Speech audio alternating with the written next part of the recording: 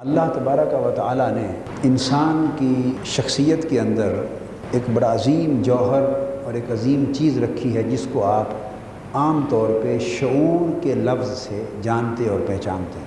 یہ باشعور شخص ہے، کبھی کہتے ہیں میرے شعور میں یہ بات ہے، کبھی کہتے ہیں میں نے یہ کام شعوری طور پہ کیا یا نہیں کیا۔ اس کو انگلش میں کانشس مائنڈ کہتے ہیں۔ پھر لاشعور ہوتا ہے، تحت الشعور ہوتا ہے، اس کو سب کانشس مائنڈ کہتے ہیں۔ اس طرح کے مختلف الفاظ ہوتے ہیں۔ تو شعور اللہ پاک نے انسانی شخصیت میں رکھا ہے، اور انسان کی پوری شخصیت میں آپ یوں سمجھ لیں کہ ساری کی ساری جو کار فرمائی ہے وہ شعور سے جنم لیتی۔ تو شعور کا بڑا دخل ہوتا ہے انسانی شخصیت کے اندر، انسانی مزاج کے بننے میں، انسان کی روحانیت کے ترقی پانے میں۔ یعنی انسانی شخصیت کے جتنے بھی گوشے ہو سکتے ہیں، شکل و صورت کے ظاہری گوشوں کو چھوڑ کر باطنی شخصیت کے جتنے بھی گوشے ہو سکتے ہیں، وہ سارے کے سارے شعور کے زیر اثر پرورش پاتے ہیں۔ تو شعور کا بڑا دخل ہوتا ہے انسانی شخصیت میں۔ اللہ تبارک و تعالی نے اپنا کلام نازل فرمایا ہے، اور یہ آپ کو معلوم ہے کہ اللہ شاعری نہیں کرتا۔ ہر مسلمان کا یہ ایمان ہے، اور خود قرآن مجید میں یہ فرما دیا گیا کہ یہ کسی شاعر کا کلام نہیں ہے۔ اور حضور علیہ السلام کی شان اقدس میں بھی فرمایا گیا کہ پیغمبر بھی اور حضور صلی اللہ علیہ وسلم بھی یہ شاعری نہیں کر رہے۔ جب یہ شاعری نہیں ہے تو کلام ہے، اس کا مطلب ہے کہ پھر اس کلام میں کوئی تصنع، کوئی بناوٹ نام کی کوئی چیز نہ ہے، نہ ہو سکتی ہے، نہ ایسا عقیدہ رکھنا جائز۔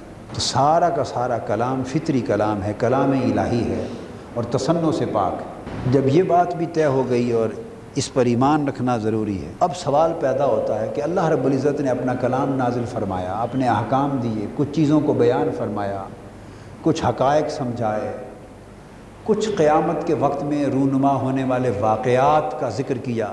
ان چیزوں کو بیان کرنا مقصود تھا، اور قرآن مجید کا ایک اپنا پیرایا، ایک اپنا اسلوب، ایک بیان چلا آ رہا ہے۔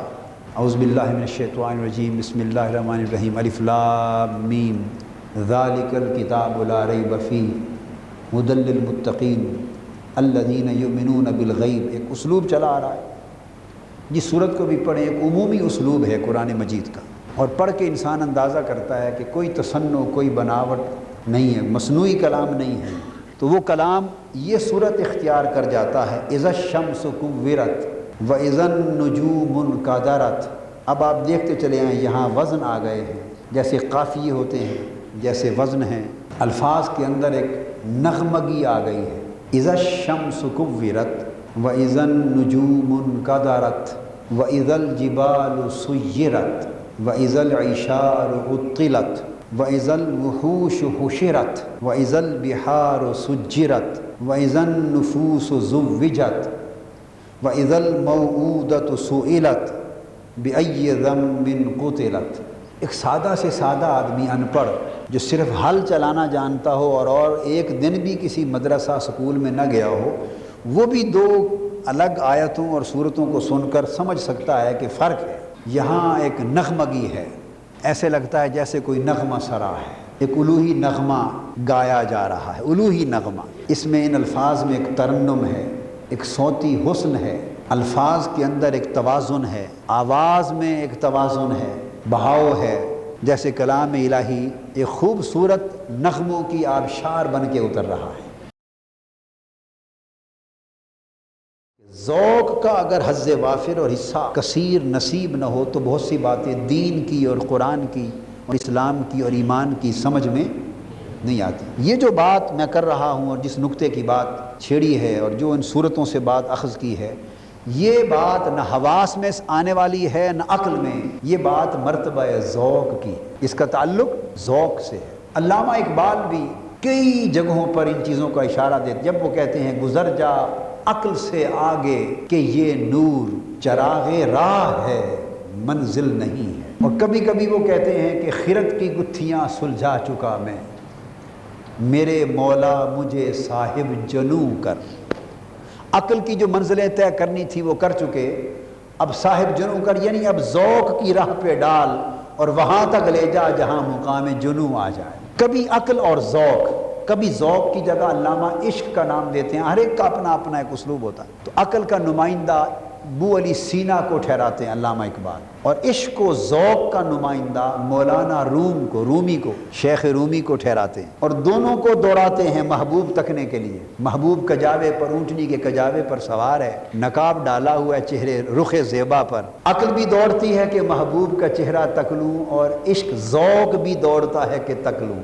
یعنی عقل وہ بو علی سینا کے روپ میں دوڑتی ہے، اور ذوق و عشق مولائے روم کے روپ میں دوڑتا ہے، دونوں دوڑتے ہیں۔ تو علامہ کہتے ہیں بو علی اندر غبار ناکا گم، دست رومی پردہ محمل گرفت، کہ وہ جو بو علی تھا عقل کا نمائندہ، وہ اونٹنی کے پاؤں سے جو گرد اڑ رہی تھی نا، صحرا میں گرد اڑ رہی تھی، وہ اس گرد میں گم ہو کے رہ گیا، اور دست رومی پردہ محمل گرفت، وہ جو عشق و ذوق کا نمائندہ تھا رومی، وہ بڑھا، اس نے پردہ اٹھا کے دیکھ لی۔ بات پلٹ کے پھر وہیں آ گئی کہ ذوق ایک ایسی حقیقت ہے کہ جب تک اس کا حصہ نصیب نہ ہو، قرآن کی، سنت کی، دین کی، اسلام کی، ایمان کی بہت سی حقیقتیں سمجھ میں نہیں آتی۔ جب انسان ذوق کی دنیا میں آتا ہے، پردہ اٹھتا ہے، تو بولی بدل جاتی ہے۔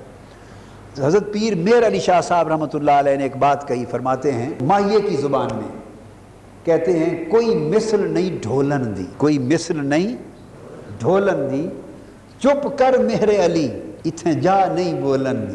جو تکتے ہیں پھر وہ بولتے نہیں، اور ہم لوگ جو بولتے پھرتے ہیں، تقریریں کرتے ہیں، وہ اس کا مطلب ہے ہم نے تکا نہیں، ہم نابینا لوگ ہیں۔ تک لیتے تو نواز کرتے، نہ تقریریں کرتے۔ چپ کر مہر علی اتنے جا نہیں بولن۔ اصغر گونڈ بھی ایک شاعر و گزرا ہے، وہ کہتا ہے اگر خاموش رہوں میں تو ہی ہے سب کچھ، جو کچھ کہا تو تیرا حسن ہو گیا محدود۔ عرض کرنا مقصود یہ ہے کہ بولی مختلف ہوتی ہے، ذوق کے ساتھ بات اور ہو جاتی ہے، اور عقل و خرد سے بات اور ہو جاتی ہے۔ یہ جو قرآن مجید کی صورتیں آپ نے سنی، اس کی تفسیر اور اس کے معارف عقل، خرد اور دلائل سے سمجھ میں نہیں آتے، یہ سارا ذوقی علم ہے۔ یہ جو جھگڑے ہیں سارے، جس سے فرقے بن گئے، مسلک بن گئے، فلسفے بن گئے، جماعتیں بن گئیں، کئی مفکر بن گئے، اور امت کو لڑا رہے ہیں اور دین کو جھگڑا رہے ہیں اور ٹکڑے ٹکڑے کرا رہے ہیں، یہ سارے اسی چیز کے دھندے ہیں۔ کسی کو وہ مقام و مرتبہ، وہ ذوق کا حظ میسر ہے، کسی کو میسر نہیں۔ کوئی حواس کی حد پہ رکا کھڑا ہے، اور جو کچھ اس کے حواس میں آتا ہے وہ اسی کو مانتا ہے اور اسی کی ڈگڈگی بجا رہا ہے۔ کسی نے حواس کی سرحد پار کر لی، وہ عقل تک پہنچ گیا، وہ عقل کی دنیا کا شاہ سوار ہے اور پرواز کر رہا ہے فضائے عقل میں۔ وہ عقل و خرد سے آگے کوئی بات ماننے کو تیار نہیں، وہ عقل کی باتیں کر رہا ہے۔ جو اس کی عقل میں نہیں آتا وہ اس کو ماننے پر تیار نہیں ہے۔ کچھ وہ ہیں گزر جا عقل سے آگے کہ یہ نور کے جو عقل کی حد سے آگے گزر گئے، وہ ذوق کی دنیا میں پہنچ گئے۔ اب جو ذوق کے صحرا میں آ گئے، انہوں نے تک لیا، ان کی بولی ہی اور ہو گئی۔ اب جو بولی وہ بولتے ہیں وہ ان کی سمجھ میں نہیں آتی، جو بولی یہ بولتے ہیں وہ اس پر ہنستے ہیں، اس لیے کہ ان کی بولی سے وہ گزر آئے ہیں۔ یہ بولی وہ بولتے بولتے آگے گزر آئے۔ یہ جھگڑے آپ سمجھ گئے نا، ہمارا طریقہ نہیں ہے کہ ہم نہ نام لیتے ہیں نہ الزام دیتے ہیں۔ میں آپ کو ساری روح سمجھا رہا ہوں کہ جھگڑے امت میں دین میں کیا ہیں۔ کوئی عقل کی حد پہ کھڑے ہیں، آگے جانا نصیب نہیں، کئی ذوق میں آ گئے ہیں، ان کو تکنا نصیب ہو گیا ہے۔ اب جو تک لیتے ہیں وہ کسی اور بولی میں بات کرتے ہیں، جو نہیں تکتے وہ کسی اور بولی میں بات کرتے ہیں۔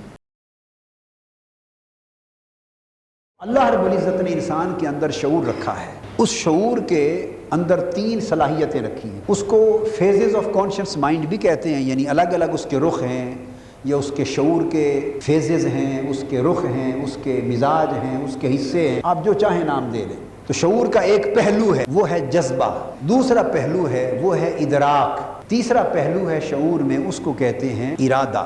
جذبہ شعور کا جو پہلو ہے، ایموشن کہتے ہیں اس کو انگلش میں، وہ شعور کا کانشیس مائنڈ کا ایموشنل اور سینٹیمنٹل ایسپیکٹ ہوتا ہے۔ دوسرا ادراک ہے، یہ پرسیپشنل ایسپیکٹ ہے، پرسیپشن سے۔ تیسرا ارادہ ہے، یہ انٹینشنل ایسپیکٹ، انٹینشن سے۔ تو 3 گوشے ہیں شعور کے۔ ہر ایک میں اللہ پاک نے شعور کے اندر کسی میں جذبے کے پہلو کو غالب کر دیا ہے، یہ اس کا فطری جو تشکیل ہوتی ہے شخصیت کی اور شعور کی، اس کا حصہ ہے۔